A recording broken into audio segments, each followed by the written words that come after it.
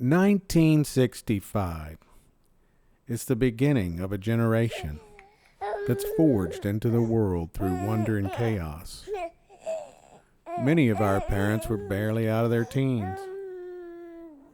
And unknown to anyone, we would live through the greatest time in human history. A new dawn of wonder and technology that would reshape civilization forever. And this new age will be televised.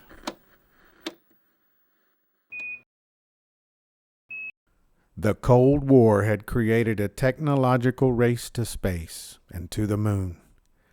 JFK had given the challenge, and then he was assassinated. Two countries held the secret to world cataclysm, and the specter of the end was a permanent house guest. The world was looking to the stars while fearing the flash on the horizon. This year, both countries would top one another by sending crafts into space and setting men out into the void. This new openly aggressive conflict wore masks to vaguely shroud each other's intentions. Nuclear superiority.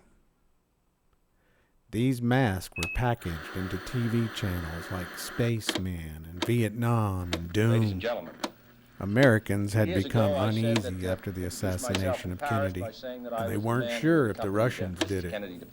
Bombers are carrying live nukes 24/7 while Mom is making a home and Dad goes to work.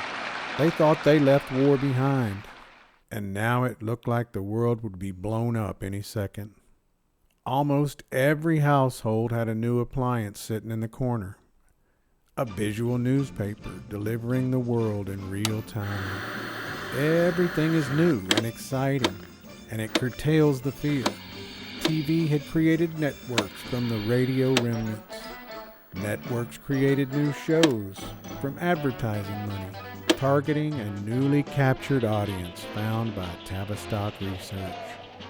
Mom with us in the crib, clicking on the tube to watch soap operas with live commercials interrupting her show. A new daily schedule is created by TV, and the 3-meal, 30-minute news segment is adopted. Those news segments were full of amazing feats and mixed with scary prospects of a new world war. The new way to get information came in 3 flavors. Everything in TV came on 3 stations, with the triumvirate of news anchors. They were the trusted TV journalists delivering events with authority, without opinion or emotion. The 3 faces of news, Brinkley, Cronkite, and a young GenX, were now forced to stitch together stories of a possible war on the other side of the world with the amazing images of the space race. This year, they would all start to report about young men being drafted and dropped into a hostile jungle, all for a geopolitical theology called the domino effect. Our parents and their contemporaries were suddenly facing raising kids, being conscripted, or protesting and burning their draft cards. And it was all on the TV news. TV news was delivered straight to the kitchen every night, and it was a volatile mix of astronauts and prospects for a jungle war, with conscientious objectors protesting. Along with the protest against a war nobody wanted, it was the call to fight for social equality at home. This year saw another dichotomy with giant social figures. LBJ, elected to his first full presidential term, advances his Great Society doctrine by signing huge pieces of legislation that will reshape government and the future. MLK fights for civil and voting rights by creating a protest march from Selma to Montgomery. Young black men were forced to fight in Vietnam or fight at home for basic civil liberties, and the TV was not very keen on putting that on screen. The year would get darker and deadlier as Malcolm X is assassinated, and the people in California were taken to the brink and burned down the Watts neighborhood in defiance. All over the country, black Americans were kept out of society. But the wall of racism was hit with the Voting Rights Act and a Supreme Court ruling that scratched the institutionalized racial hatred still seated in America. GenX started in 1965 when we were sparked to life, but our parents were watching and feeling the world shift at an alarming rate. They saw the origins of the Cold War and the invention of the TV all come into the home.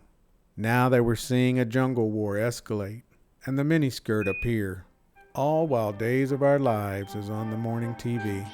65 is an inflection point in many ways and will begin to sour our parents' bliss of parenthood.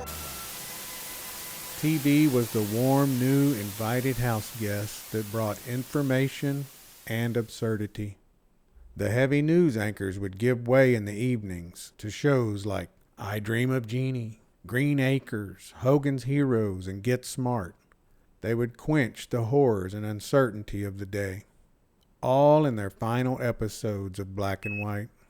Music had changed with Bob Dylan picking up the electric, and the son of an admiral involved in the Gulf of Tonkin event, Jim Morrison, happens to start a new group called The Doors.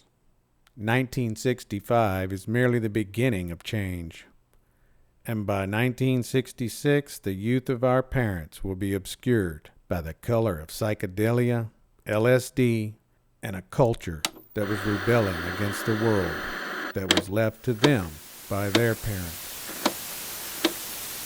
And that's the way it is, 1965.